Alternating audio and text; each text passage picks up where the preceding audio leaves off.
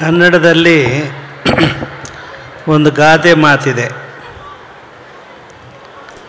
ಮಾತು ಬೆಳ್ಳಿ, ಮೌನ ಬಂಗಾರ. ಈ ದಿನ ಕಾರ್ಯಕ್ರಮಕ್ಕೆ ಆಗಮಿಸಿರತಕ್ಕಂತಹ ವಾಲ್ಮೀಕಿ ಗುರುಪೀಠದ ಮಹಾಸ್ವಾಮಿಗಳವರಾದಂಥ ಶ್ರೀ ಪ್ರಸನ್ನಾನಂದಪುರಿ ಮಹಾಸ್ವಾಮಿಗಳವರು ಅವರು ಮೌನ ಧರಿಸಲಿಕ್ಕೆ ಏನು ಕಾರಣ ಅನ್ನೋದನ್ನು ನಮ್ಮೊಂದಿಗೆ ಭಾಳ ಆತ್ಮೀಯವಾಗಿ ಹೇಳಿಕೊಂಡಿದ್ದಾರೆ.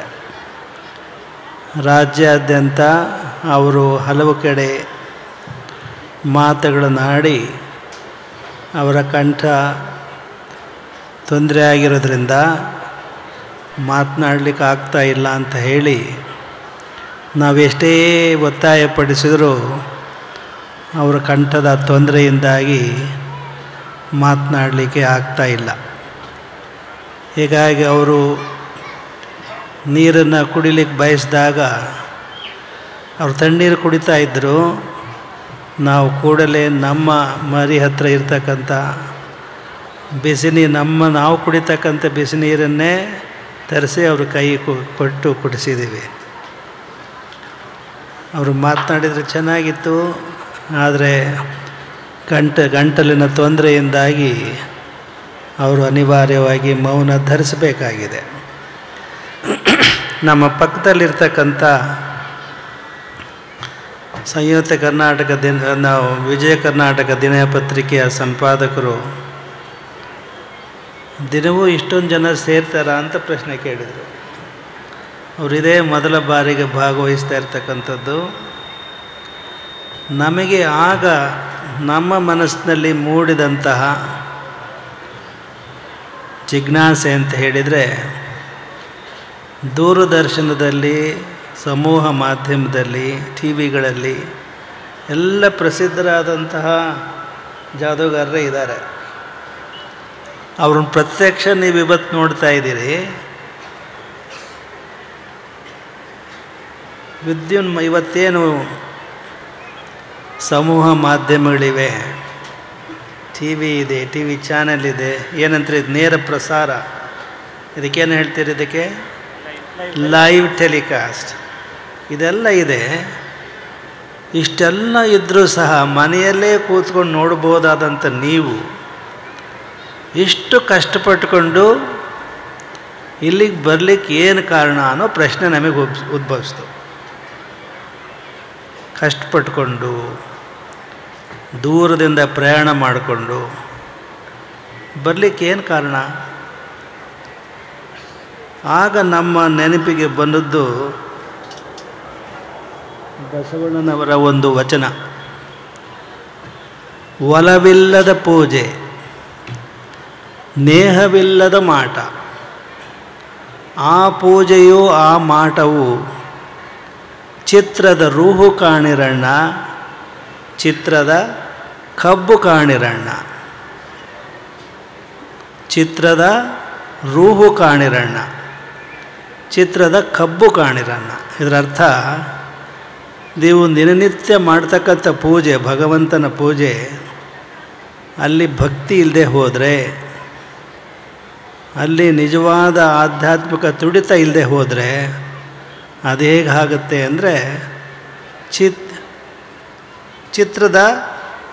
ಚಿತ್ರದಂತೆ ಆಗುತ್ತೆ ಅಂತ, ಚಿತ್ರಪಟಲದಂತೆ ಆಗುತ್ತೆ, ಚಿತ್ರದಲ್ಲಿರುವ ಕಬ್ಬಿನಂತ ಆಗುತ್ತೆ. ಮುಂದೆ ಅವ್ರು ಹೇಳ್ತಾರೆ, ಅಪ್ಪಿದರೆ ಸುಖವಿಲ್ಲ, ಮೆಲಿದರೆ ರುಚಿ ಇಲ್ಲ. ಚಿತ್ರದಲ್ಲಿರ್ತಕ್ಕಂಥ ನಿಮಗೆ ಬಹಳ ಪ್ರಿಯವಾದಂಥ ವ್ಯಕ್ತಿ ಇದ್ದರೆ, ನೀವು ಎದುರು ಇದ್ದಾಗ, ಭೇಟಿಯಾದಾಗ ಅಪ್ಪಿಕೊಂಡಾಗ ಆಗ್ತಕ್ಕಂಥ ಸುಖ, ಭಾವಚಿತ್ರವನ್ನು ಅಪ್ಪಿಕೊಂಡಾಗ ಚಿತ್ರವನ್ನು ಒಂದು ಪಟದಲ್ಲಿರ್ತಕ್ಕಂಥ ಫೋಟೋದಲ್ಲಿರ್ತಕ್ಕಂಥ ಚಿತ್ರವನ್ನು ಅಪ್ಪಿಕೊಂಡ್ರೆ ನಿಮಗೆ ಆ ಸುಖ ಸಿಗಲ್ಲ.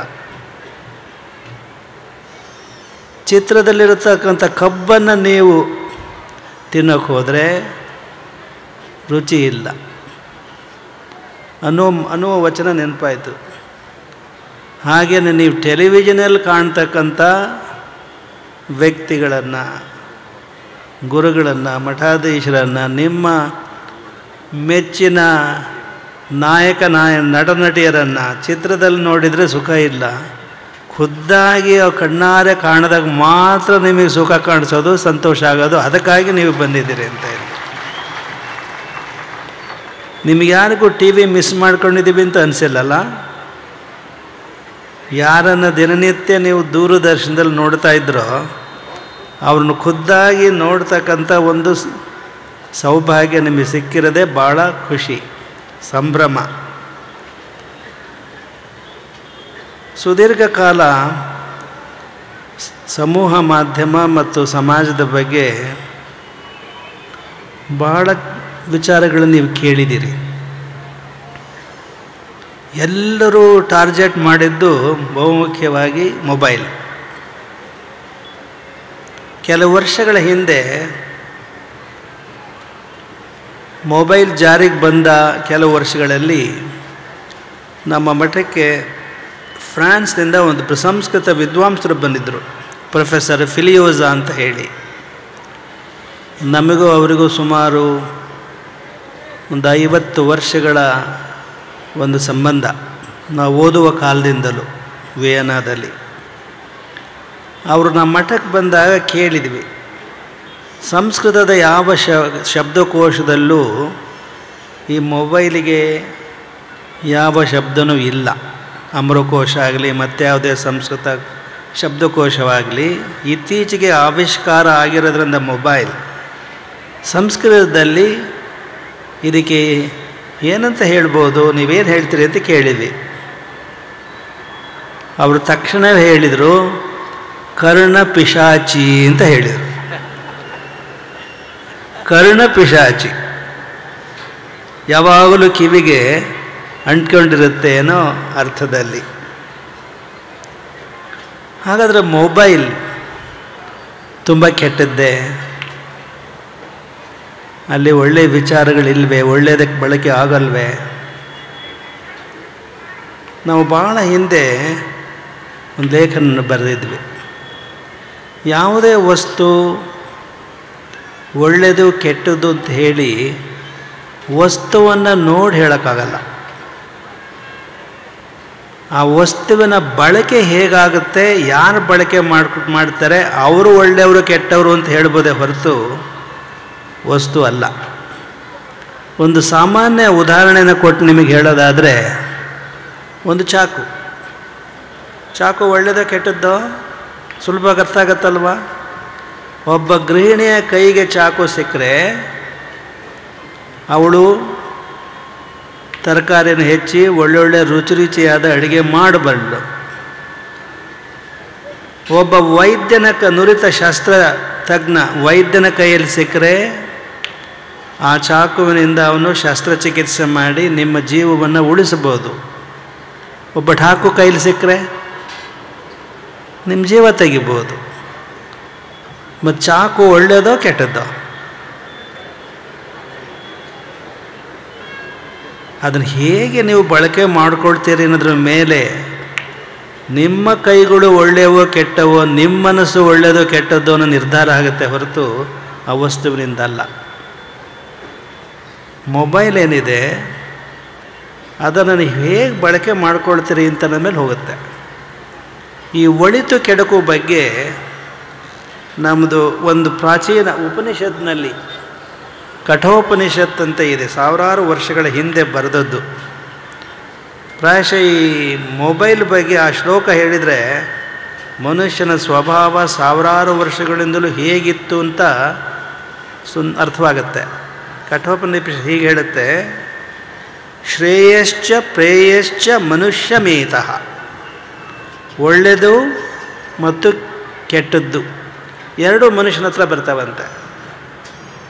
ತೌ ಸಂಪರೀತ್ಯ ವಿವಿನಕ್ತಿ ಧೀರ.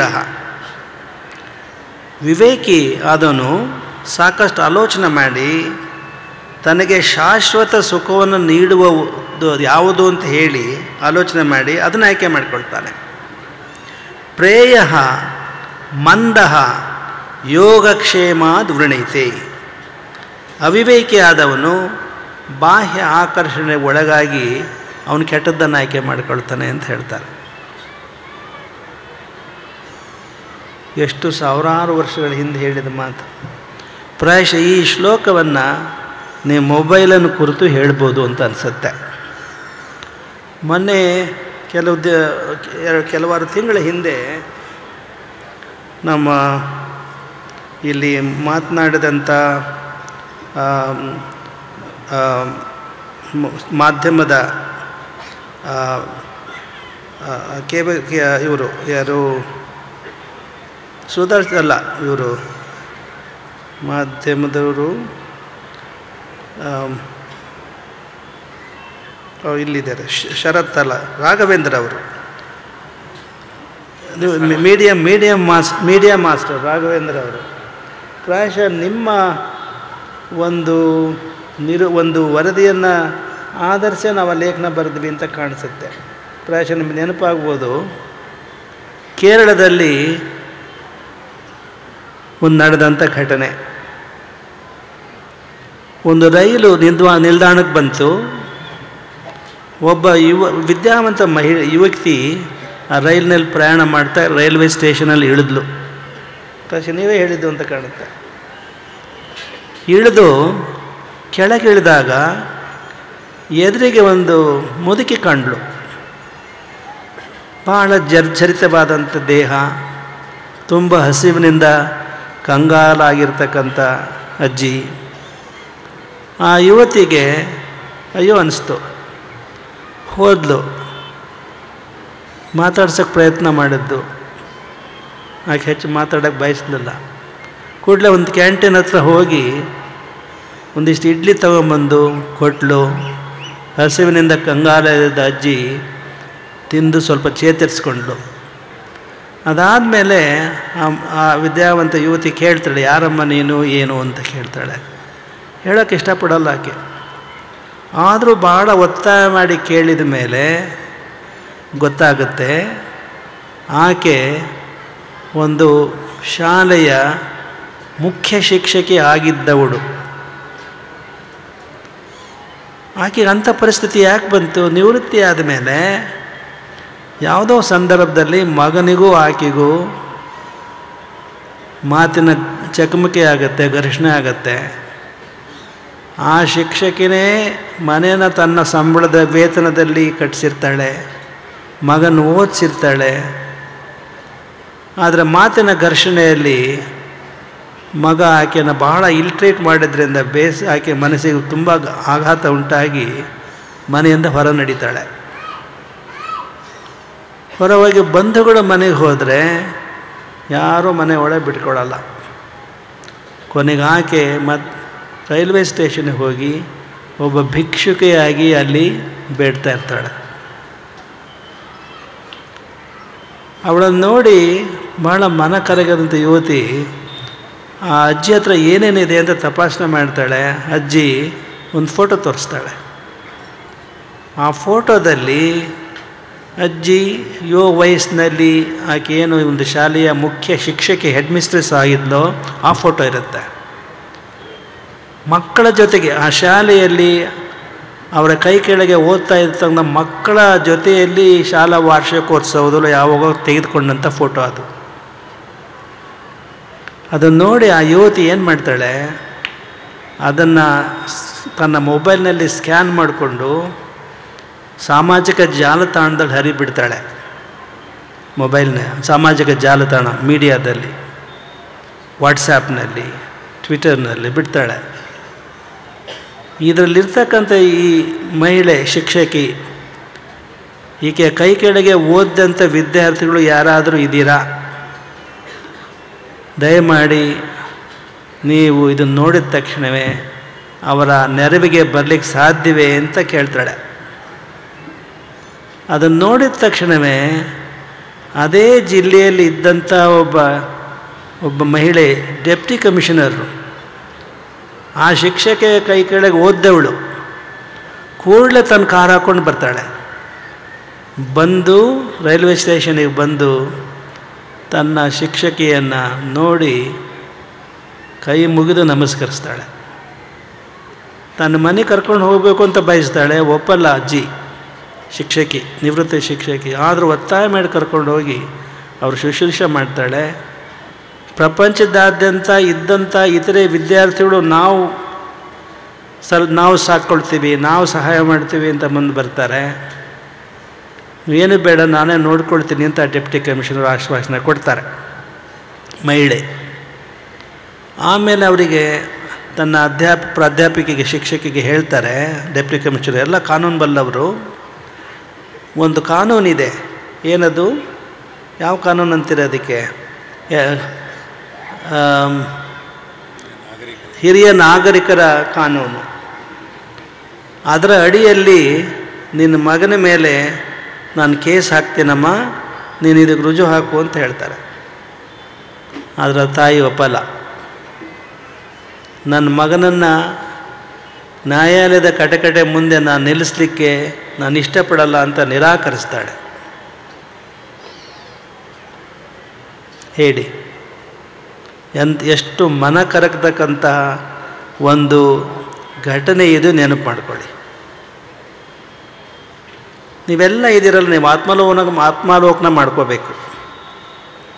ನಮ್ಮ ಸ್ವಾನುಭವ ಹೇಳ್ತೀವಿ. ನಮ್ಮ ನ್ಯಾಯಪೀಠ ಏನು ಪ್ರತಿ ಸೋಮವಾರ ನಡೆಸ್ತೀವಲ್ಲ, ಸದ್ಧರ್ಮ ನ್ಯಾಯಪೀಠ. ಇಬ್ಬರು ಸಹೋದರರು ಆಸ್ತಿ ಸಂದರ್ಭದಲ್ಲಿ ಜಗಳ ಮಾಡಿಕೊಂಡು ನಮ್ಮ ಹತ್ರ ಬಂದಿದ್ದರು. ನಾವು ಅವರೆಲ್ಲ ಅಹವಾಲು ಕೇಳಿ ಆ ಪ್ರಾಪರ್ಟಿಯನ್ನು ನಾವು ಡಿವೈಡ್ ಮಾಡಿ ಹಂಚಿಕೊಟ್ವಿ.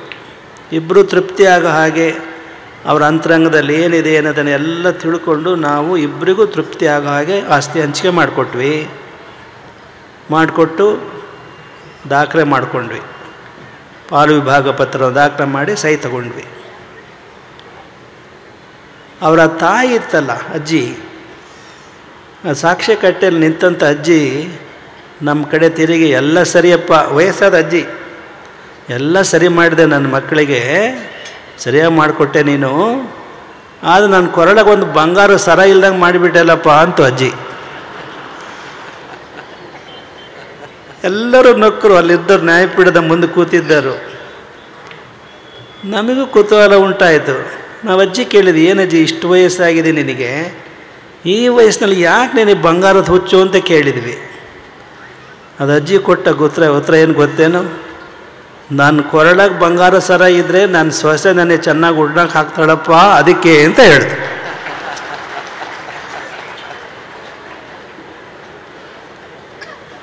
ನೀವು ಆತ್ಮಾವಲೋಕನ ಮಾಡಿಕೊಳ್ಳಿ.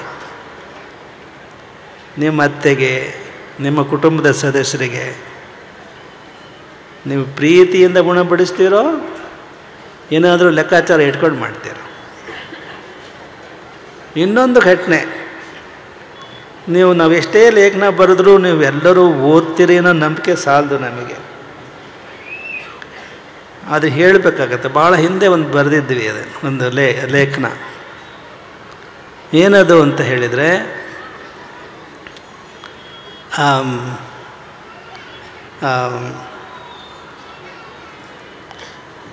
ಒಬ್ಬರು ವಯೋವೃದ್ಧರು, 90 ವರ್ಷ ವಯಸ್ಸಾಗಿತ್ತು, ಭಾಳ ಹಿರಿಯ ಯಜಮಾನರು, ದೊಡ್ಡ ಮನೆತನ.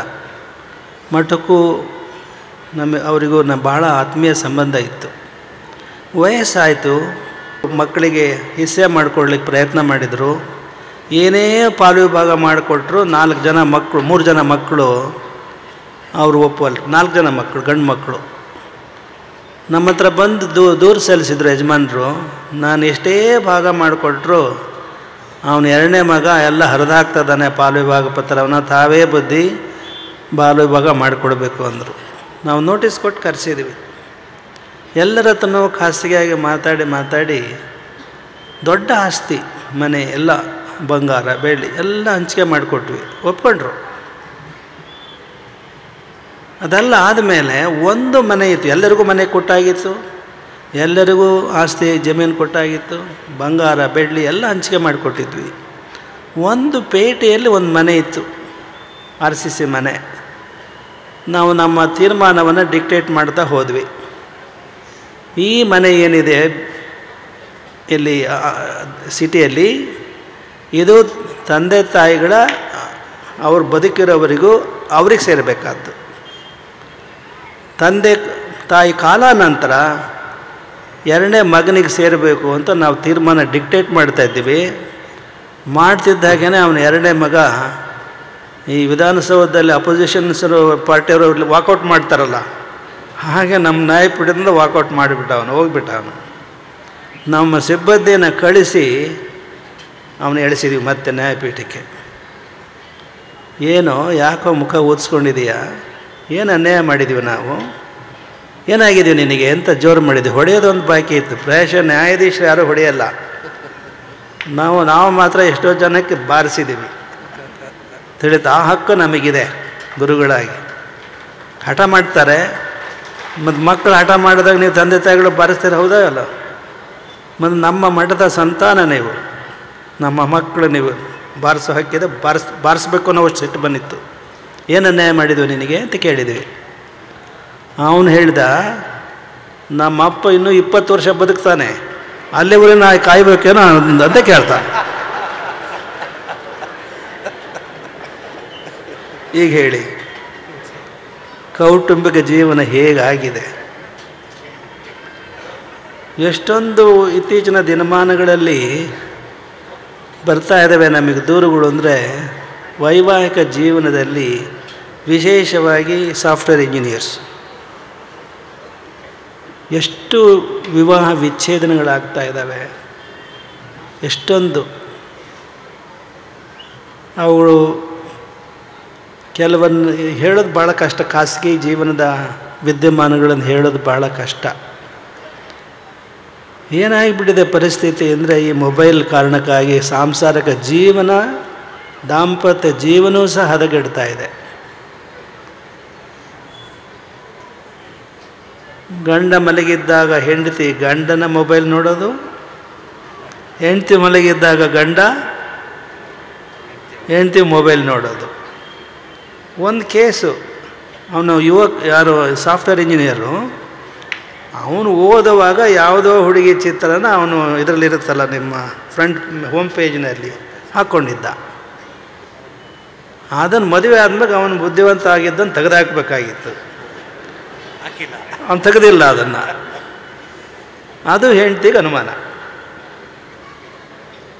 ಹೇಳಿ, ಯಾವಾಗ ಸಾಂಸಾರಿಕ ಜೀವನದಲ್ಲಿ ಅನುಮಾನ ಬರುತ್ತೋ ಅವೆಲ್ಲ ಸಂಸಾರಗಳು ಹಾಳಾಗ್ತವೆ. ಈ ಸಂದರ್ಭದಲ್ಲಿ ನಮಗೆ ಹರಿಹರನ ತಿರುನೀಲಕಂಠರಗಳೇನೋದು ನೆನಪು ಬರ್ತಾ ಇದೆ. ಗೊತ್ತಾ ನಿಮಗೆ? ತಿರುನೀಲಕಂಠರು 63 ಪುರಾತನರಲ್ಲಿ ಅವರೊಬ್ಬರು, ತಿರುನೀಲಕಂಠ ಅಂತ ಹೇಳಿ. ಹರಿಹರ ಬಹಳ ಚೆನ್ನಾಗಿ ಚಿತ್ರಿಸಿದ್ದಾನೆ ಅವರು. ಒಂದು ಸಾರಿ ತಿರುನೀಲಕಂಠ ದೇವಸ್ಥಾನಕ್ಕೆ ಹೋಗ್ತಾನೆ. ಮೈ ಮೇಲೆ ಬಟ್ಟೆ ಇರಲ್ಲ, ಹಾಗೆ ಒಂದು ಪಂಜೆ ಉಟ್ಕೊಂಡು ಹೋಗಿರ್ತಾನೆ, ಸ್ನಾನ ಮಡಿಯಲ್ಲಿ ಹೋಗಿರ್ತಾನೆ.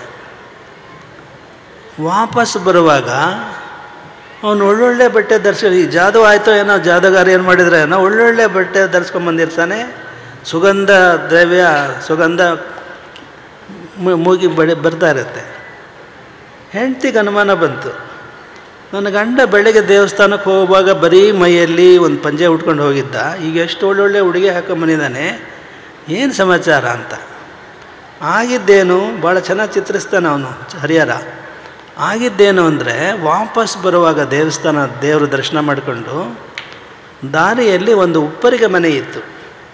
ಆ ಉಪ್ಪರಿಗೆ ಮನೆ ಮೇಲೆ ಇದ್ದಂಥ ಮಹಿಳೆ, ಆಕೆ ಮನೆಯ ಕೆಲವು ಏನು ಮುಸುರೆ ಚೆಲ್ಲದಿರುತ್ತಲ್ಲ, ಚೆಲ್ಲಿಬಿಡ್ತಾಳೆ. ನೋಡೋದಿಲ್ಲ ಅವ್ರು ತಿರುನೀಲಕಂಠರು ಅಲ್ಲಿದ್ದಾರೆ ಅಂತ. ಮನೆ ಮೇಲೆ ಚೆಲ್ಲಿದ್ದು ಅವ್ರ ತಲೆ ಮೇಲೆ ಬಿದ್ದುಬಿಡುತ್ತೆ, ಮೈ ಮೇಲೆ ಬಿದ್ದುಬಿಡುತ್ತೆ. ಆ ಮಹಿಳೆ ಬಹಳ ತುಂಬ ನೋವು ಮಾಡಿಕೊಂಡು ದಡದಲ್ಲಿ ಮೆಟ್ಲು ಇಳಿದು ಬಂದು ಅವ್ರನ್ನ ಮನೆಗೆ ಕರ್ಕೊಂಡು ಹೋಗಿ ಅವ್ರು ಸ್ನಾನ ಮಾಡಿಸಿ ಅವ್ರಿಗೆ ಒಳ್ಳೊಳ್ಳೆ ಬಟ್ಟೆ ಕೊಟ್ಟು ಸುಗಂಧ ದ್ರವ್ಯಗಳನ್ನು ಲೇಪಿಸಿ ಬಿಟ್ಟು ನನ್ನ ತಪ್ಪಾಯಿತು ಅಂತ ಕ್ಷಮೆ ಕೇಳ್ತಾಳೆ. ವಾಪಸ್ ಇಲ್ಲಿ ಮನೆಗೆ ಬಂದಾಗ ಹೆಂಡ್ತಿಗೆ ಅನುಮಾನ, ಏನೂ ಮಾತಾಡಲಿಲ್ಲ. ಅಡುಗೆ ಮಾಡಿದ್ಲು, ಗಂಡ ಗುಣ ಬೆಳೆಸಿದ್ರು, ಗಂಡ ಹಾಂ ಅನ್ನಲಿಲ್ಲ, ಹ್ಞೂ ಅನ್ನಲಿಲ್ಲ, ಹೆಂಡ್ತಿನೂ ಮಾತಾಡಲಿಲ್ಲ. ಇಬ್ಬರು ರಾತ್ರಿ ಮಲಗಿದ್ರು. ಮಲಗಿದಾಗ ಗಂಡ ಹೆಂಡತಿಯ ಕೈ ಮುಟ್ಲಿಕ್ಕೆ ಹೋದ, ಮೈ ಮುಟ್ಲಿಕ್ಕೆ ಕೈ ಚಾಚಿದ. ತಕ್ಷಣವೇ ಆಕೆ ಮುಟ್ಟಿದ್ರೆ ಶಿವನಾಣೆ ಅಂದ್ಬಿಡ್ತಾಳೆ, ನಾನು ಮುಟ್ಬೇಡ ನೀನು ಅಂತ ಹೇಳಿ. ಯಾಕ್ರಿ ಬೆಳಗ್ಗೆ ಹಿಂಗೆ ಹೋಗಿದ್ರಿ, ಮೈ ಮೇಲೆ ಬಟ್ಟೆ ಇರಲಿಲ್ಲ, ಎಲ್ಲಿಂದ ಬಟ್ಟೆ ಹಾಕ್ಕೊಂಡು ಬಂದಂತ ಕೇಳ್ಬೋದಾಗಿತ್ತಲ್ಲ, ಕೇಳಲಿಲ್ಲ. ಮನಸ್ಸಿನಲ್ಲಿ ಅನುಮಾನ ಬಂದ್ಬಿಡ್ತು. ಕೈ ಮುಟ್ಟಕ್ಕೆ ಹೋದಾಗ ಮುಟ್ಟಿದೊಡೆ ಶಿವನಾಣೆ. ಶಿವಭಕ್ತರವರು ಯುವ ವಯಸ್ಸಿನಲ್ಲಿದ್ದವರು ವಯಸ್ಸಾಗಿ ಮುದುಕರಾಗಿ ಕಣ್ಣು ಪಿಳಿ ಕಣ್ಣು ದುರ್ಬಲ ಆಗೋವರೆಗೂ ಒಬ್ಬರೊಬ್ಬರನ್ನವರು ಮುಟ್ಟಲ್ಲ. ಹಾಗೇ ಕೃಷಕಾಯರಾಗಿ ವಯಸ್ಸಾಗಿರುತ್ತೆ. ಆ ಸಂದರ್ಭದಲ್ಲಿ ಶಿವ ಜಂಗಮ ವೇಷಧಾರಿಯಾಗಿ ಬರ್ತಾನೆ. ಅವ್ರ ಮನೆಗೆ ಬಂದು, ನನ್ನ ಹತ್ರ ಒಂದು ಸಂದೂಕ ಇದೆ, ಪೆಟ್ಟಿಗೆ ಇದೆ, ಇದರಲ್ಲಿ ಬಂಗಾರ ಬೆಳ್ಳಿ ಎಲ್ಲ ಇದೆ, ಇದನ್ನು ನಾನು ಪೇಟೆಗೆ ಹೋಗುವಾಗ ಏನಾದ್ರು ಆಗ್ಬೋದು, ನಿಮ್ಮ ಮನೇಲಿ ಇಟ್ಟು ಹೋಗ್ತೀನಿ ಇದನ್ನು ಅಂತ ಹೇಳಿ ಅವ್ರನ್ನ ಒಪ್ಪಿಸಿ ಅವ್ರ ಮನೆಗೆ ಇಡ್ತಾನೆ. ಒಂದೆರಡು ದಿನ ಆದಮೇಲೆ ವಾಪಸ್ ಬರ್ತಾನೆ. ನನ್ನ ಪೆಟ್ಟಿಗೆ ಕೊಡಿ ಅಂತಂದರೆ, ಪೆಟ್ಟಿಗೆ ಎಲ್ಲಿ ಇಟ್ಟಿರ್ತಾರೋ ಆ ತಿರುನೀಲಕಂಠರು ಅಲ್ಲಿ ಹೋಗ್ತಾರೆ, ಇಲ್ಲ ಪೆಟ್ಟಿಗೆ. ಈ ಜಾದೂಗಾರರು ಏನಾರು ಮಾಯ ಮಾಡಿಬಿಡಿದ್ರೆ ಏನೋ, ಮಾಯಾ ಆ ಶಕ್ತಿ ಇದೆಯಲ್ವ ಭಗವಂತನಿಗೆ, ಅಲ್ಲಿಲ್ಲ ಅಲ್ಲಿ. ಅವಾಗ ಏನು ಮಾಡ್ತಾರೆ, ನಾನು ಭಾಳ ದೊಡ್ಡ ಶಿವಭಕ್ತರು ಅಂತ ತಿಳ್ಕೊಂಡಿದ್ದೆ, ಇಂಥ ಕಳ್ಳರನ್ನ ನಾನು ನೋಡಿಲ್ಲ ಅಂತ ಹೇಳಿ ಊರಾಗೆಲ್ಲ ಸುದ್ದಿ ಮಾಡ್ತಾನೆ, ಸೇರಿಸ್ತಾನೆ. ಪಂಚಾಯತಿ ಸೇರಿಸ್ತಾರೆ. ನೋಡಿ, ಯಾರನ್ನು ನೀವು ಭಾಳ ಶಿವಭಕ್ತರು ಅಂತ ತಿಳ್ಕೊಂಡಿದ್ದೀರಿ, ಇವರು ಥೇಟ್ ಕಳ್ಳರಿದ್ದಾರೆ ಅಂತಂದು. ಇಲ್ಲ, ನಾವೇನು ಕಳ್ತನ ಮಾಡಿಲ್ಲ, ಎಲ್ಲಿಟ್ಟಿತ್ತೋ ಅಲ್ಲೇ ಇದೆ, ನಾವು ಮುಟ್ಟೇ ಇಲ್ಲ, ಅದು ಹೇಗೆ ಮಾಯ ಆಯಿತೋ ಗೊತ್ತಿಲ್ಲ ಅಂತ ಅವ್ರು ಹೇಳಿದರು ಕೂಡ ಅವರು ಜಂಗಮ ವೇಷಧಾರಿಯಾಗಿ ಬಂದಲ್ಲ ಭಗವಂತ, ಆಣೆ ಪ್ರಮಾಣ ಮಾಡ್ತಾರೆ ಅವ್ರು ಮುಟ್ಟಿಲ್ಲ ಅಂತಂದು. ಆದರೂ ಒಪ್ಪಲ್ಲ. ಆಯಿತು, ಅವರೆಲ್ಲ ಹೇಳ್ತಾರೆ, ಹಿಂದೆ ನಾವು ಯಾಕೆ ಅದೇನಾಯಿತೋ ಗೊತ್ತಿಲ್ಲ ಅಂತ ಹೇಳಿದ ಮೇಲೆ, ಹಾಗಾದ್ರೆ ಒಂದು ಕೆಲಸ ಮಾಡಿ, ಒಬ್ರಿಗೊಬ್ರು ಮುಟ್ಟಲ್ಲ ಅಂತ ಹೇಳ್ತೀರಲ್ಲ, ಅವನು ಕೋಲ್ ಕೊಡ್ತಾನೆ ಮೊದಲು. ಆ್ಯಕ್ಚುಲಿ ಯಾರು? ಶಿವ. ಈ ಕೋಲನ್ನು ನೀವು ಮುಟ್ಟಿ, ನೀವು ಕೋಲ್ ಹಿಡಿದುಕೊಂಡು ನೀವು ಹೇಳಿ, ಅಥವಾ ಒಬ್ರೊಬ್ರು ಕೈ ಹಿಡ್ಕೊಂಡು ಹೇಳಿ ಮೊದಲು, ನಾವು ತಗೊಂಡಿಲ್ಲ ಕಾಮ ಅಂತ ಹೇಳಿ ಅಂದರೆ ಅವ್ರು ಒಪ್ಪಲ್ಲ. ನಾವು ಹಿಂಗೆ ಯುವ ವಯಸ್ಸಿನಲ್ಲಿ ಪ್ರಮಾಣ ಮಾಡಿದ್ವಿ, ಮುಟ್ಟಲ್ಲ ಅಂತ. ಹಾಗಾದರೆ ಒಂದು ಕೆಲಸ ಮಾಡಿ, ಒಂದು ಕೋಲ್ ಕೊಡ್ತೀನಿ, ಕೋಲಿನ ತುದಿಯಲ್ಲಿ ಒಬ್ಬರು ಇಟ್ಕೊಳ್ಳಿ, ಇನ್ನೊಂದು ತುದಿಯನ್ನು ಇನ್ನೊಬ್ರು ಇಟ್ಕೊಳ್ಳಿ, ಗಂಡ ಹೆಂಡ್ತಿ. ಈ ನದಿಯಲ್ಲಿ ಮುಳುಗಿ ಹೇಳ್ರಿ, ನಾವು ಮುಟ್ಟಿಲ್ಲ ಕದ್ದಿಲ್ಲ ಅಂತಂದಂತ. ಅದರಂತೆ ಆ ತಿರುನೀಲಕಂಠರು ಮತ್ತು ಆಕೆ ಪತ್ನಿ, ಅವರ ಪತ್ನಿ ನದಿಯಲ್ಲಿ ಮುಳುಗಿ ಹೇಳ್ತಾರೆ. ಯಾವ ವಯಸ್ಸಿನಲ್ಲಿ ಮುಟ್ಟಿದೊಡೆ ಶಿವನಾಣೆ ಅಂತಂದು ಯಾವ ವಯಸ್ಸಿನಲ್ಲಿದ್ದರೂ ಆ ವಯಸ್ಸಿನ ಗಂಡ ಹೆಂಡತಿಯಾಗಿ ನದಿಯಿಂದ ಮೇಲೆ ಬರ್ತಾರೆ ಅಂತ ಇದು ಕಥಾನಕ ಇದೆ. ಕಾಲ್ಪನಿಕ ಇದೆ, ಆದರೆ ಇದರಲ್ಲಿ ಅವರ ಭಕ್ತಿಯ ಅತಿಶಯ ತುಂಬಿದೆ. ಅನುಮಾನ ಪ್ರವೃತ್ತಿ ಎಂದು ಬರುತ್ತೋ ಆವಾಗ ಸಂಸಾರ ಬಹಳ ಹಾಳಾಗುತ್ತೆ. ಯಾರು ನೀವು ತುಂಬ ಅನುಮಾನ ಪ್ರವೃತ್ತಿ ಪಡಲಿಕ್ಕೆ ಹೋಗಬಾರ್ದು. ಸಂಶಯಾತ್ಮ ವಿನಶ್ಯತಿ ಅಂತ ಬರುತ್ತೆ ಸಂಸ್ಕೃತದಲ್ಲಿ. ಯಾರು ಅನುಮಾನ ಪಡ್ತಾರೋ ಅವರು. ಜನಪದ ಗೀತೆಯಲ್ಲಿ ಒಂದು ಸ್ವಾರಸ್ಯಕರವಾದ ಒಂದು ಮಾತು ಬರುತ್ತೆ. ಒಬ್ಬ ಮಹಿಳೆ ಬರ್ತಾಳೆ, ಪಕ್ಕದ ಮನೆಯವಳು, ದಿನಾ ಮಜ್ಜಿಗೆ ಬೇಕು ಅಂತ ಬರ್ತಿರ್ತಾಳೆ. ಎಕ್ಕಿಗೂ ಸಾಕಾಗಿರುತ್ತೆ. ಅದು ಸಾಕಾಗಿರೋದು ಗೊತ್ತಾಗಿ ಆಕೆ ಮುಖ ನೋಡಿ ಈ ಬರಿಗೈಯಲ್ಲೇ ಬರ್ತಾಳೆ, ಬಿಂದಿಗೆ ತರಲ್ಲ, ಮಜ್ಜಿಗೆಗಾಗೆ ಬಂದಿರ್ತಾಳೆ. ಆದರೆ ಏನು ಹೇಳ್ತಾಳೆ, ನೋಡು ನಾನು ಹಿಂಗೆ ಹೋಗಿದ್ದೆ, ದಾರಿಯಲ್ಲಿ ನಿನ್ನ ಗಂಡ ಸಿಕ್ಕಿದ್ದ, ಅವಳೊಬ್ಬಳ ಕೂಡ ನಗುತ್ತಿದ್ದ ಅಂತ. ಯಾರ್ದೋ ಅವಳ ಜೊತೆಗೆ ಅವನು ಅಲ್ಲೇ ಹೊಡಿತಾ ಇದ್ದ ಅಂತ, ನಗ್ತಾ ಇದ್ದ ಅಂತ. ಈಕೆ ಏನು ಹೇಳ್ತಾಳೆ ಗೊತ್ತೇನು ಗೃಹಿಣಿ, ನಕ್ಕರ ನಗಲೇಳೆ ನಗೆಮುಗದ ಕೇದಿಗೆ ನಾ ಮುಡಿದ ಮಲ್ಲಿಗೆಯ ಅವಳೊಂದು ಗಳಿಗೆ ಮುಡಿಯಲಿ ಅಂತ ಜನಪದ ಗೀತೆಯಲ್ಲಿ ಬರುತ್ತೆ. ನಗಲಿ ಬಿಡು ನನ್ನ ಗಂಡ, ನಾನು ಮುಡಿದ ಮಲ್ಲಿಗೆ ಅದು, ಅವಳು ನಗಲಿ ಬಿಡು ಅಂತಂತಾಳೆ. ನೀವು ಹಿಂಗೆ ಹೇಳ್ತೀರಾ ಹೆಣ್ಮಕ್ಳು ನೀವು? ಅದು ಜನಪದ ಗೀತೆಯಲ್ಲಿ ಬರುತ್ತೆ. ಗಂಡ ಮನೆ ಬಂದ ಕೂಡಲೇ ಹೆಂಡತಿ ಗಲಾಟೆ ಮಾಡಲ್ಲ, ಮೊಬೈಲ್ನಲ್ಲಿ ಫೋಟೋ ತೋರಿಸಲ್ಲ. ಏನು ಹೇಳ್ತಾಳೆ ಗಂಡನನ್ನು ಕೊಡೋದು, ಅಂಗಿ ಮೇಲೆ ಅಂಗಿ ಚಂದೇನೋ ನನ್ನ ರಾಯ. ಅಂಗಿ ಮೇಲೆ ಅಂಗಿ ಅಂದರೆ ಒಂದು ಅಂಗಿ ಉಟ್ಕೊಂಡ್ರೆ ಸರಿ, ಇನ್ನೊಂದು ಅಂಗಿ ಉಟ್ಕೊಂಡ್ರೆ ಏನಂತಾರೆ? ಕಪ್ಪಂಗಿ ಅಂತಾರೆ. ಅಂಗಿ ಮೇಲೆ ಅಂಗಿ ಚಂದೇನೋ ನನ್ನ ರಾಯ ಅಂತಾಳೆ, ತಿಳಿ ಹೇಳ್ತಾಳೆ. ಆಕೆಗೆ ಗೊತ್ತಿತ್ತು ಆಕೆಗೆ ನನ್ನ ಗಂಡ ಅಂತನಲ್ಲ ಅಂತ ಹೇಳಿ, ಆದರೂ ತಿಳುವಳಿಕೆ ಹೇಳ್ತಾಳೆ. ಇವತ್ತು ಬಹಳಷ್ಟು ಈ ಮೊಬೈಲು ಒಳ್ಳೆಯದು ಹೌದು, ಮೊಬೈಲ್ ಕೆಟ್ಟದ್ದು ಅಂತ ಹೇಳಲ್ಲ. ಮೊಬೈಲ್ ಹಿಡಿರ್ತಕ್ಕಂಥ ನಿಮ್ಮ ಕೈಗಳು ಒಳ್ಳೆಯವೂ ಹೌದು, ಕೆಟ್ಟವೂ ಹೌದು.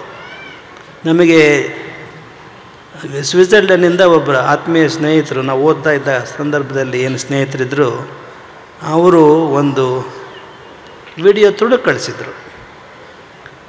ಭಾಳ ಸ್ವಾರಸ್ಯ, ಒಳ್ಳೆ ಒಂದು 5 ನಿಮಿಷದ್ದಿರ್ಬೋದು. ನೋಡಿದ್ದೀವಿ ಅದನ್ನು.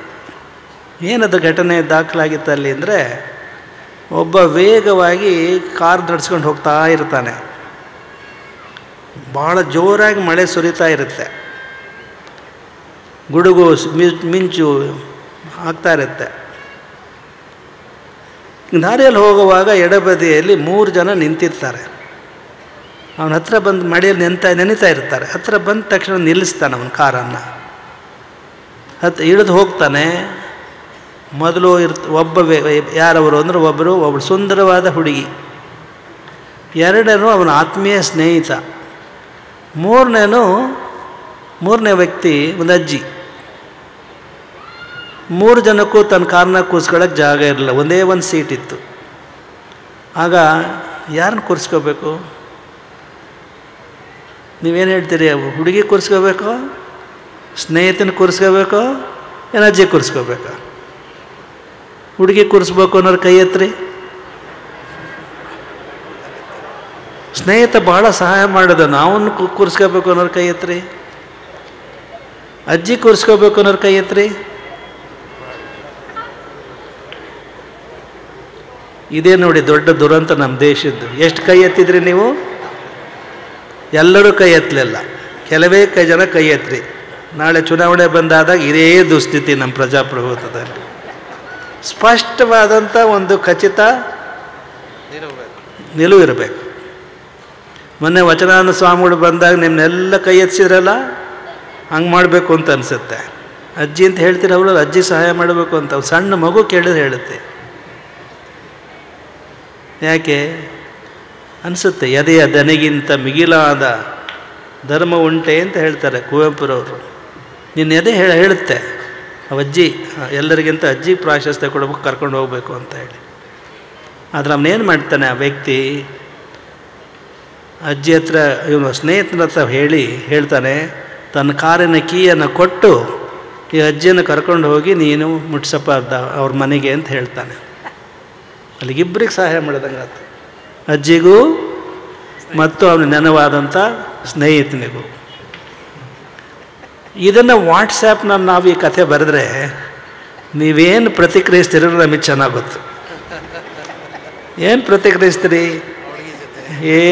ಅಜ್ಜಿ ಮೇಲಿನ ದಯೆ ಕರುಣೆ ಅಲ್ಲ, ಸ್ನೇಹಿತನ ಮೇಲೂ ಅಲ್ಲ, ಆ ಸುಂದರವಾದ ಹುಡುಗಿ ಇದ್ಲಲ್ಲ ಆಕೆನ ಓಡಿಸ್ಕೊಂಡು ಹೋಗ್ಬೇಕು ಅನ್ನೋ ತಂತ್ರಗಾರಿಕೆ ಅಂತ ಬರೀತಾರಲ್ಲ, ಹೇಳಿ ಆತ್ಮರೀಕ್ಷಣೆ ಮಾಡ್ಕೊಂಡು ಹೇಳಿ. ನಿಮ್ಮ ಮನಸ್ಸು ಕೆಟ್ಟ ಮನಸ್ಸು, ಯಾರ ಮನಸ್ಸು ಕೆಟ್ಟದ್ದೋ ಅದು ಹಾಗೆ ಮಾಡುತ್ತೆ. ಯಾರ ಮನಸ್ಸು ಒಳ್ಳೆಯದೋ ಒಳ್ಳೆದನ್ನು ಚಿಂತನೆ ಮಾಡುತ್ತೆ. ಸುಮ್ಮನೆ ಊಹಾಪೋಗಳು ಒಂದಕ್ಕೊಂದು. ಇವತ್ತೇನಾಗಿದೆ, ಮೊಬೈಲು ಏನೇನೋ ಬರ್ತವೆ ಸುದ್ದಿಗಳು. ಎಲ್ಲರೂ ಒಂದು ರೀತಿ ಅಲ್ಲೇನೋ ಒಂದು ಇದಿದೆ ಅಂತೆ, ಅಂಥದ್ದು ವಾಟ್ಸಾಪ್ನಲ್ಲಿ ಅವೇನು ಸ್ಟೇಟಸ್ ಅಂತಂದು ಸುಮ್ಮನೆ ಸ್ಟೇಟಸ್ ನೋಡ್ಕೊಂಡು ಕೂತ್ಕೊಂಡ್ಬಿಡ್ತಾರೆ. ಏನಂತೀರಿ? ಇದು ಮೊಬೈಲು ಒಳ್ಳೆಯದು ಅಲ್ಲ, ಕೆಟ್ಟದ್ದು ಅಲ್ಲ. ಅದೊಂದು ವೈಜ್ಞಾನಿಕ ಯಂತ್ರ ಅದು, ವೈಜ್ಞಾನಿಕ ಯಂತ್ರ ಅದು. ಅದನ್ನು ನೀವು ಹೇಗೆ ಬಳಕೆ ಮಾಡ್ಕೊಳ್ತೀರಿ ಅನ್ನೋದ್ರ ಮೇಲೆ ಹೋಗುತ್ತೆ. ಎಷ್ಟು ಸಹಾಯ ಆಗಬಲ್ದು ಅದು. ನಿಮ್ಮ ಮಗಳು ಸ್ಕೂಲಿಗೆ ಹೋಗಿರ್ತಾಳೆ, ಮಗ ಸ್ಕೂಲಿಗೆ ಹೋಗಿರ್ತಾನೆ, ಅಥವಾ ಎಲ್ಲೋ ಹೋಗಿರ್ತಾನೆ. ಈಗ ಅದು ಕೂಡ ಏನಾಗಿಬಿಟ್ಟಿದೆ, ಅವ್ರನ್ನ ನಿಯಂತ್ರಣ ಮಾಡಲಿಕ್ಕೆ ಅವ್ರು ಎಲ್ಲೆಲ್ಲಿ ಹೋಗ್ತಾರೆ ಅನ್ನೋದು ಬರಹಾಗಿದೆ. ಈಗ ಅದಕ್ಕೆ ಅದೇನು ಎಂತ ಗೂಗಲ್ ಮ್ಯಾಪಾ GPS ಟ್ರ್ಯಾಕ್ ಮಾಡೋದು, ಅಷ್ಟು ವಿಶ್ವಾಸನೇ ಇಲ್ಲ. ಅದೇನು ತೋರಿಸುತ್ತೆ ಅಂದರೆ, ಈ ಅಮೇರಿಕದಲ್ಲಿ ಭಾಳ ಇದೆ ಈ ಪದ್ಧತಿ, ನಮ್ಮಲ್ಲಿ ಇದು ಇದ್ದಂಗೆ ಕಾಣಲ್ಲ ಇನ್ನು. ನಾವು ಮೊನ್ನೆ ಕಳೆದ ವರ್ಷ ಹೋದಾಗ ಅಮೇರಿಕಕ್ಕೆ ತೋರಿಸ್ತಾಯಿದ್ರು, ನನ್ನ ಮಗ ಇಲ್ಲಿದ್ದಾನೆ ನೋಡಿ, ನನ್ನ ಮಗಳು ಇಲ್ಲಿದ್ದಾಳೆ ನೋಡಿ, ನನ್ನ ಹೆಂಡತಿ ಇಲ್ಲಿದ್ದಾಳೆ ನೋಡಿ. ಅಂದರೆ ಅವ್ರ ಮೇಲೆ ಅನುಮಾನ ನಿಮಗೆ.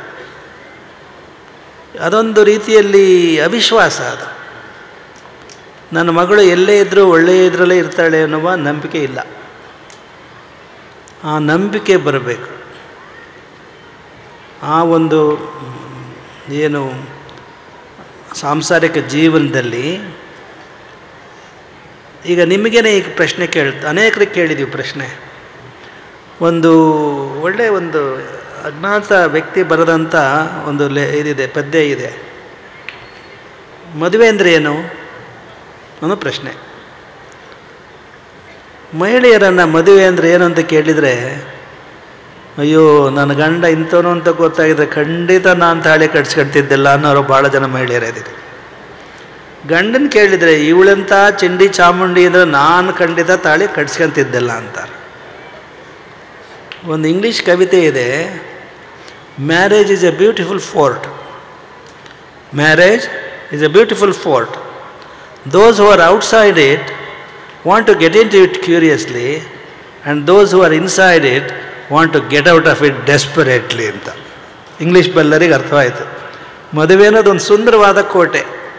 ಯಾರು ಅದರ ಒಳಗಿರ್ತಾರೋ, ಯಾರು ಹೊರಗಿರ್ತಾರೋ, ಒಳಗೆ ಹೋಗಬೇಕು ಅಂತ ಕಾತರರಾಗಿರ್ತಾರೆ. ಯಾರು ಒಳಗಿರ್ತಾರೋ ಸದ್ಯ ಹೊರಗೆ ಹೋದ್ರೂ ಸಾಕಪ್ಪ ಅಂತಂದು ಅವ್ರು ಹೇಳ್ತಾರೆ. ಹಾಗಾಗಬಾರದು.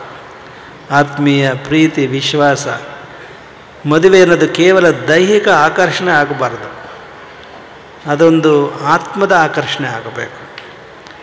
ಇಂಥ ಯಂತ್ರಗಳನ್ನು ದುರುಪಯೋಗ ಮಾಡ್ಕೊಂಡು ನಿಮ್ಮ ಸಂಸಾರ ಹಾಳು ಮಾಡ್ಕೋಬೇಡಿ. ಭಾಳಷ್ಟು ವಿಚಾರಗಳನ್ನು ಮಾಧ್ಯಮದ ನಿಮ್ಮ ಸ್ನೇಹಿತರು ಬಂದು ನಿಮಗೆ ಮಾಹಿತಿಯನ್ನು ನೀಡಿದ್ದಾರೆ. ಎಷ್ಟು ಒಳ್ಳೊಳ್ಳೆಯ ಮಾಹಿತಿ ನೀಡಿದ್ದಾರೆ.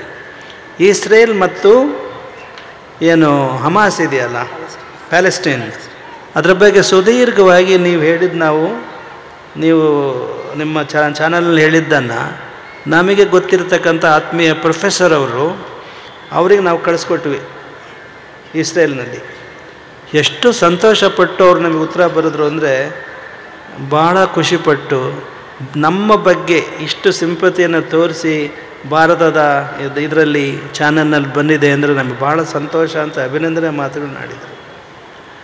ನಾವು ಇನ್ನೊಬ್ಬ ಇವರಿದ್ದಾರಲ್ಲ, ನಮ್ಮ ಶರತ್ ನಮಗೆ ಬ್ಯಾಂಕ್ನಲ್ಲಿ ಹೇಗೆ ಹಣವನ್ನು ಇನ್ವೆಸ್ಟ್ ಮಾಡಬೇಕು ಅಂದರೆ ಎಲ್ಲ ಮಾಮೂಲಿ ಡಿಪಾಸಿಟ್ ಮಾಡ್ತಾಯಿದ್ವಿ, ಠೇವಣಿ ಇಡ್ತಾ ಬಂದಿದ್ದೀವಿ ಇಷ್ಟು ವರ್ಷಗಳ ಕಾಲ. ನಮಗೀಗ ಅನಿಸುತ್ತೆ, ನಾವು ಬ್ಯಾಂಕ್ನಲ್ಲಿ ಠೇವಣಿ ಇಡೋದು ಬದಲು ಮ್ಯೂಚುವಲ್ ಫಂಡ್ನಲ್ಲಿ ಇಟ್ಟಿದ್ರೆ ಎಷ್ಟೋ ಕೋಟಿ ರೂಪಾಯಿ ನಮ್ಮ ಮಠಕ್ಕೆ ಬರ್ತಾಯಿತ್ತು, ನಿಮಗೆ ಅನುಕೂಲ ಆಗ್ತಾಯಿತ್ತು ಅಂತ ನಾವು ಹೇಳಕ್ಕೆ ಬಯಸ್ತೀವಿ. ನಾವೀಗ ಅವರ ಒಂದು ಚಾನಲ್ನಲ್ಲಿ ಅವ್ರನ್ನ ಇದನ್ನು ಓದಿ ಮ್ಯೂಚುವಲ್ ಫಂಡ್ ಅಂತ ಕರೀತಾರೆ. ನಿಮ್ಗೆ ಅದೆಲ್ಲ ಗೊತ್ತಾಗಲ್ಲ, ಹಳ್ಳಿ ಜನರಿಗೆ ಗೊತ್ತಾಗಲ್ಲ, ಬಟ್ ವ್ಯಾಪಾರಸ್ಥರಿಗೆಲ್ಲ ಗೊತ್ತಾಗುತ್ತೆ.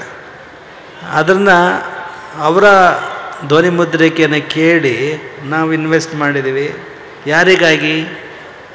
ನಿಮಗಾಗಿ, ನಮಗೆ ವೈಯಕ್ತಿಕ ಸುಖಕ್ಕಾಗಲ್ಲ. ಅದನ್ನು ನಾವು ಈ ವಿದ್ಯುನ್ಮಾನ ಇವೇನು ಯಂತ್ರಗಳು ಇವನ್ನೆಲ್ಲ ನೀವು ಸದುಪಯೋಗ ಮಾಡ್ಕೊಳ್ಬೇಕು.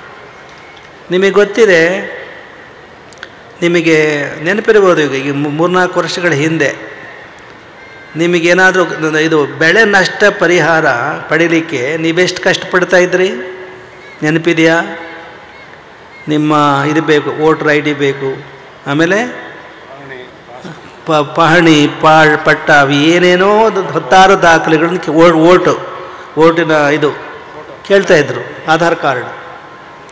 ಆಗ ನಮ್ಮ ಕರ್ನಾಟಕ ಸರ್ಕಾರದಲ್ಲಿ ಡೆಪ್ಟಿ ಚೀಫ್ ಸೆಕ್ರೆಟರಿ ಒಬ್ಬರು, ಅವ್ರ ಹೆಸರು ಚಾವ್ಲಾ ಅಂತ ಇದ್ದರು. ಅವರು ತುಂಬ ಈ ಭೂಮಿ ತಂತ್ರಾಂಶ ರೂಪಿಸಿದವರು, ರಾಜೀವ್ ಚಾವ್ಲಾ. ನಮ್ಮ ಹತ್ರ ದರ್ಶನಕ್ಕೆ ಬಂದಿದ್ದರು. ನಾವು ಹೇಳಿದ್ದೀವಿ, ನೋಡಿ ಎಲ್ಲ ದಾಖಲೆಗಳು ನಿಮ್ಮ ರೆವಿನ್ಯೂ ಆಫೀಸ್ನಲ್ಲಿ ಇರ್ತವೆ. ಅದನ್ನು ನೀವೇ ಇಟ್ಕೊಂಡು ನೀವ್ರಿಗೆ ಯಾಕೆ ಕೇಳ್ತೀರಿ? ನೀವು ಅವ್ರನ್ನ ಕೇಳಿ ಮತ್ತು ನೀವು ತಗೊಂಡು ಇದೆಲ್ಲ ಗೊಂದಲ ಯಾಕೆ ಬೇಕು? ಒಂದು ಸಾಫ್ಟ್ವೇರ್ ಜನ್ರೇಟ್ ಮಾಡೋಕ್ಕಾಗಲ್ವ? ಸಾಫ್ಟ್ವೇರ್ ಡೆವಲಪ್ ಮಾಡೋಕ್ಕಾಗಲ್ವ ಅಂತ ಕೇಳಿದ್ದೀವಿ. ನಮ್ಮ ದೇಶದ ನಮ್ಮ ನಾಡಿನ ರೈತರ ಏನು ಭವಿತವ್ಯವನ್ನು ಬರಿತಕ್ಕಂಥವರೇ ಈ ವಿಲೇಜ್ ಅಕೌಂಟೆಂಟ್ಗಳು. ಅವರೇ ಏನು ಭಾಗ್ಯದಾತ ಒಂದು ರೀತಿಯಲ್ಲಿ. ಅವ್ರು ಏನು ಬರೀತಾರೋ ಅದಕ್ಕೊಬ್ಬರು ಮಧ್ಯೆ ಹುಡ್ಕೊಂಡ್ರು, ಮಧ್ಯಸ್ಥರು, ಯಾರು ಏನಂತಾರೆ ಅವರಿಗೆ, ಮೀಡಿಯೇಟರ್ಸ್ ಏನು ಹೇಳ್ತಾರೆ, ಏಜೆಂಟ್ಗಳು. ಇದೆಲ್ಲ ತಪ್ಸೋಕ್ಕಾಗಲ್ವೇ ನಿಮಗೆ ಅಂತ ಭಾಳ ಖಾರವಾಗಿ ಮಾತಾಡಿದ್ವಿ. ನಮ್ಮ ಸಲಹೆಯನ್ನು ಅವರು ಒಪ್ಕೊಂಡು ತಂತ್ರಾಂಶ ರೂಪಿಸಿದ್ರು. ಅವರು ಫ್ರಂಟ್ ಈ ತಂತ್ರಾಂಶದಲ್ಲಿ ಎರಡಿರುತ್ತೆ, ಒಂದು ಫ್ರಂಟ್ ಎಂಡ್, ಇನ್ನೊಂದು ಬ್ಯಾಕ್ ಎಂಡ್ ಅಂತ. ಅವರ ಸಾಫ್ಟ್ವೇರ್ ಇಂಜಿನಿಯರ್ಸು ಫ್ರಂಟ್ ಎಂಡನ್ನು ಸರಿಯಾಗಿ ತಯಾರು ಮಾಡಿರಲಿಲ್ಲ. ನಾವು ನಮ್ಮ ಕಂಪ್ಯೂಟರ್ನಲ್ಲಿ ನಾವು ಫ್ರಂಟ್ ಎಂಡನ್ನು ನಾವು ತಯಾರು ಮಾಡಿಕೊಟ್ವಿ, ಬ್ಯಾಕ್ ಎಂಡನ್ನು ಅವರು ಬರೆದರು. ಈಗ ನಿಮ್ಮ ವಿಲೇಜ್ ಅಕೌಂಟೆಂಟ್ಗಳು ಏನು ನೋಡ್ತೀರಿ, ಬೆಳೆ ನಷ್ಟ ಭೂಮಿ ಆನ್ಲೈನ್ ಪರಿಹಾರ ಅಂತ ಹೇಳಿ, ಅದು ನಾವು ಫ್ರಂಟ್ ಎಂಡನ್ನು ತಯಾರು ಮಾಡಿಕೊಟ್ಟದ್ದು. ಅಲ್ಲೇನು ದಾಖಲಾಗಿಲ್ಲ ಸಕ್ರಾಲಲ್ಲಿ. ಬಟ್ ರಾಜೀವ್ ಚಾವ್ಲಾ ಕೇಳ್ರಿ ಹೇಳ್ತಾರೆ. ನೀವು ಫೋನ್ ಮಾಡಿ ಮೀಡಿಯಾದವ್ರಿಗೆ ಏನಾದರೂ ಅನುಮಾನ ಇದ್ದರೆ ನೀವು ರಾಜೀವ್ ಚಾವ್ಲಾ ಕೇಳಿ ಹೇಳ್ತಾರೆ. ಅದರಿಂದ ಏನಾಯಿತು ಅಂದರೆ, ಆ ವರ್ಷ ಎಷ್ಟು ಕೋಟಿ ಬಂದದ್ದು? ಇದು 1630 ಕೋಟಿ ರೂಪಾಯಿ 2016ರಲ್ಲಿ ಮಂಜೂರಾಗಿತ್ತು. ಅದೆಲ್ಲ ಹಣ ಇಡೀ ರಾಜ್ಯದ ರೈತರಿಗೆ ನೇರವಾಗಿ ಅವರ ಅಕೌಂಟಿಗೆ ಹೋದಂಥ ವ್ಯವಸ್ಥೆ ನಾವು ಮಾಡಿದ್ದದು. ಅದು ಉತ್ತರ ಕರ್ನಾಟಕದಲ್ಲಿ ಗೊತ್ತಿದೆ ಇಲ್ಲ, ಇಲ್ಲಿ ಸುತ್ತಮುತ್ತಲೆಲ್ಲ ರೈತರಿಗೆ ಗೊತ್ತಿದೆ. ಅದು ಈಗ ಬೇರೆ ರಾಜ್ಯಗಳಿಗೂ ಅದು ಈಗ ವಿಸ್ತರಿಸ್ತಕ್ಕಂಥ ಆಲೋಚನೆ ಕೇಂದ್ರ ಸರ್ಕಾರದಲ್ಲಿದೆ ಅಂತ ನಮಗೆ ತಿಳಿದು ಬಂದಿದೆ. ಈ ತಂತ್ರಜ್ಞಾನವನ್ನು ಈ ರೀತಿ ಆವಿಷ್ಕಾರ ಜನತೆಯ ಹಿತಕ್ಕಾಗಿ ಮಾಡಬೇಕು. ಜನರನ್ನು ಧ್ವಂಸ ಮಾಡಲಿಕ್ಕೆ, ಬಾಂಬ್ ತಯಾರು ಮಾಡಲಿಕ್ಕೆ, ಇನ್ಯಾವುದೋ ಇವನ್ನ ಶಸ್ತ್ರಾಸ್ತ್ರಗಳನ್ನು ತಯಾರು ಮಾಡಲಿಕ್ಕೆ ವಿಜ್ಞಾನ ದುರ್ಬಳಕೆ ಆಗಬಾರ್ದು. ಮಾಧ್ಯಮಗಳು ಇವೆಲ್ಲವೂ ಸಹ ಜನಹಿತಕ್ಕಾಗಿ ಬಳಕೆ ಆಗಬೇಕು, ಆ ರೀತಿ ತಯಾರಾಗಬೇಕು. ನಮ್ಮ ಮಾಧ್ಯಮದ ನಿಮ್ಮ ಮಿತ್ರರು ಬಹಳ ಚೆನ್ನಾಗಿ ಮಾತಾಡಿದ್ದಾರೆ. ಅವ್ರನ್ನೆಲ್ಲರನ್ನೂ ನಾವು ತುಂಬ ವೇಳೆ ಆಗಿದೆ. ಒಂದು ಕಿವಿ ಮಾತು, ಯುವಕರೇ, ನಿನ್ನೆ ಹೇಳಿದ ಮಾತನ್ನೇ ಇನ್ನೊಂದು ಸರಿ ನಾವು ನಿಮಗೆ ಹೇಳ್ತೀವಿ. ನಿನ್ನೆ ಹೇಳಿದ ಮಾತು, ಯುವಕರೇ, ನೀವು ವಾಪಸ್ ಹೋಗುವಾಗ ಎಚ್ಚರದಿಂದ ನೀವು ಹೋಗಬೇಕು. ನೀವು ಮೋಟ್ರ್ ಬೈಕ್ ತಗೊಳ್ತೀರಲ್ಲ, ಕೊಂಡ್ಕೊಳ್ತೀರಲ್ಲ, ಕೆಲವು ಭಾಳ ಎಣ್ಣೆ ಕುಡಿತಾವಲ್ಲ, ಇದು ತುಂಬ ಎಣ್ಣೆ ಕುಡಿತ್ಕೊಂಡು ಹೆಚ್ಚು ಮೈಲೇಜ್ ಬರಲ್ಲ ಅಂತೀರಲ್ವಾ? ಅದ್ರ ಮೇಲೆ ಕೂತಿರೋರು ನೀವು. ನಿಮ್ಮ ಮೋಟ್ರ್ ಬೈಕ್ ಹೆಚ್ಚು ಎಣ್ಣೆ ಕುಡಿಯುತ್ತೋ ನೀವು ಕುಡಿತೀರೋ? ಯೋಚನೆ ಮಾಡಿ ಯುವಕರೇ, ನೀವೇ ತಾನೇ. ಅದು ಭಾಳ ಎಣ್ಣೆ ಕುಡಿಯುತ್ತೆ, ಮೈಲೇಜ್ ಕೊಡಲ್ಲ ಅನ್ನತ್ತೀರಲ್ವಾ? ಈಗ ನೀವು ಅದಕ್ಕಿಂತ ಜಾಸ್ತಿ ಕುಡಿದ್ರೆ ನಿಮ್ಮ ಮೈಲೇಜ್ ಸಿಕ್ಕತ್ತಾ? ನಿಮ್ಮ ಜೀವನದ ಮೈಲೇಜು ಅದು ಕಡಿಮೆ ಆಗುತ್ತೆ, ಹೌದಾ ಇಲ್ಲ? ಅದರಿಂದ ಯಾರಿಗೆ ತೊಂದರೆ? ನಿನ್ನ ಹೆಂಡತಿಗೆ ತೊಂದರೆ, ಅಕ್ಕ ತಂಗಿಗೆ ತೊಂದರೆ, ನಿಮ್ಮ ತಂದೆ ತಾಯಿಗಳಿಗೆ ತೊಂದರೆ. ಆದರೆ ಇಲ್ಲಿ ಬಂದಿರ್ತಕ್ಕಂಥ ನೀವೆಲ್ಲರೂ ಸಹ ಒಳ್ಳೆಯ ವಿಚಾರಗಳನ್ನು ಕೇಳಲಿಕ್ಕಾಗಿ ಬಂದಿದ್ದೀರಿ. ನಾಳೆ ಬೆಳಗ್ಗೆ ಎದ್ದ ತಕ್ಷಣವೇ ನಮಗೆ ಪೊಲೀಸ್ನರಿಂದ ಒಳ್ಳೆ ಸುದ್ದಿ ಬರಬೇಕು. ಎಲ್ಲರೂ ನೀವೇನು ನಗ್ನಗ್ತಾ ಬಂದಿದ್ದೀರಿ, ನಗ್ನಗ್ತಾ ನಿಮ್ಮ ಊರನ್ನು ಸೇರಿದ್ರಿ ಅಂತ ನಮಗೂ ಆ ಸುದ್ದಿ ಬರಬೇಕು. ಹಾಗೆ ನೀವು ನಡ್ಕೊಳ್ಳಿ ಅಂತ ಎಲ್ಲ ಯುವಕರನ್ನು ಈ ಸಭೆಯಲ್ಲಿ ಎಚ್ಚರಿಸಿ ನಮ್ಮ ಮಾತುಗಳನ್ನು ಮುಕ್ತಾಯಗೊಳಿಸ್ತೇವೆ.